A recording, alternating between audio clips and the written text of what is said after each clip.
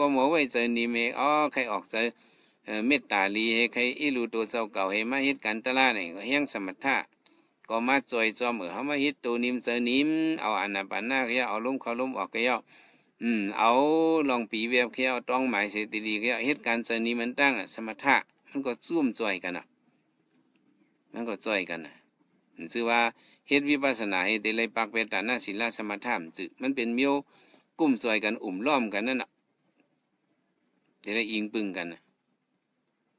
ก็การในศาสนาเนี่ยได้การวิปัสสนาเนี่ยได้มันมีในศาสนากุยเนี่ยเฮาหลไว้ขันเฮาเลยมาทบญาศาสนาพระเป็นเจ้าอันว่านั้นการวิปัสสนาในมันถึกเฮาเลยเฮ็ดแล้วเฮาจังเลยมาเฮ็ดเนาะบุญมันปานหลังเฮากุศลบารมีเฮาหอบพองยุกยองเฮามาเลยเฮาเลยออกใจมาเฮ็ดก้นตาได้มาเฮ็ดการวิปัสสนานั้นกูกนมันมาเฮ็ดไหลบ่มีซื้อพันมันก็มันออกจากใครเฮ็ดกวนนำละลายเปื้อเปื้อเธอเนี่ยก็อันออกจากใครมาเฮ็ดการวิปัสสนานี่มันอีติเตียมันอีติเตียก็ในแลอันซื้อเฮาโยกี่ในเนาะปารมีอ่อนซื้อกองมูจงจันนั้นอ่อนเฮามาเผาตีตังมันเนาะเผาอ่องตีมันเนาะ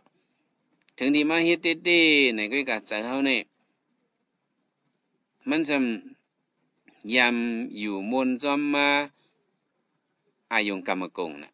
อายุงกรรมกงนั่นเป็นซึ่งคือไงมันเป็นตาเฮาก็เฮาใครตุ้ยอันหังลีหังเล่าก็เฮาตุ้ยนั่นน่ะหูเฮาใครถ่อมมันก็เฮาถ่อมเอาใจเฮามืดเอาใจเฮาสู้นั่นน่ะเนาะเฮาใครตุ้ยมีนะก็เฮาก็ตุ้ยเฮาใครถ่อมมีนะก็ถ่อมเฮาใครนมมีนะก็นมเฮาใครกินมีนะก็เฮากินเฮาใครที่เตอมีนะก็ที่เตออันนี้ห้องว่ากรรมกุลนั่นเนาะกรรมกุลน่ะนะเป็นกรรมกุลเฮ็ดให้ใจเฮามวลมันใจนั่นมวลมันจอมตามวลมันจอมหูมวลจอมคูหนังมวลมันจอมศพมวลมันจอมโตใจอันนี้เฮายามมืดมาจังไหนตั้งสำสลายเอาลูกถึงดีว่าเฮามาเข้าในปังตะลายเอาเนี่ยสำเลยมาทิ้งตาหูคูหนังศพโตใจเนี่ยก็มันเป็นมิวทิ้งหยาบติเดียงมันเหมือนจังหือล่ะเมียวป่ามันมืดอยู่ในน้ำปลาเต็บอ่อนฮือปลามุงฮือจะเนี่ยเขามืดอยู่นั่นน่ะมาตั้งโจเขาโอ้กันยอบเอาเขามาไว้เหนือกองเนี่ยเขาอยู่เลยเต้นพับไปขึ้นเวียนเขานำกว่าจากเขาโยกี่ก็เหมือนไหนจากเขาในก็มันยำอยู่มาจอมอายุงไผ่ตาไผ่หูไผ่คู่หนังไผ่ซบไผ่โตมันยำบืนมาจนในตั้งถึงเอามันมาอยู่นิ่มเอาอยู่เนื้อสมถะอายุเอาอยู่เนื้อวิปัสสนาอายุไว้ตัวนิ่มเจอนิ่มไหนก็มันนิ่มหนึ่งเกี่ยวกันมันขึ้นยกเข่ากะขึ้นนั่นนำมันเป็นกรรมกุลนั่นขึ้นก็กะเป็นเฮาหลวเอาสติทิ้งให้เอาลองป่องเสในส่วนเป็นมันการวิปัสสนาบ่เฮ็ดมันสร้างออกมนป่นรอดไหลมันสร้างออกมนป่นรอดไหลแต่ที่ออกมนป่นรอดนั้นมันก็มีการวิปัสสนาอันเหลียวก้อยสำการวิปัสสนาเนี่ยมันเป็นทางลาเนี่ยมันมีน้ำกัดเฮ็ดปันไหลตาเฮาวนเวียนเฮาอัปราบริยเวทนียกรรมอันเฮาเฮ็ดมากรรมหุกรรมให้ฉะนั้นเนี่ยก็แห่งวิปัสสนาแห่งมรรคผลในมันเตียบขาดปัดปันเลยสำอึดเป็ดพักดูงอะไรปืดพันพักดูนิกป่านไรนั้นก็มีการวิปัสสนาในอันเหลียวก็การต่างมิ้วเนี่ยมันเป็นไรเจ้าคือก็ยังพุทธภาษากำนำเฮากระใส่พิษไว้ก็มีใส่พิษไว้จังหือเพราะว่าเฮาเฮ็ด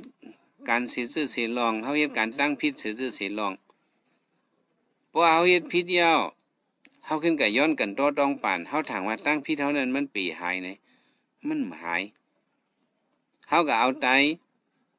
สัตว์อ่อนตัวหนึ่ง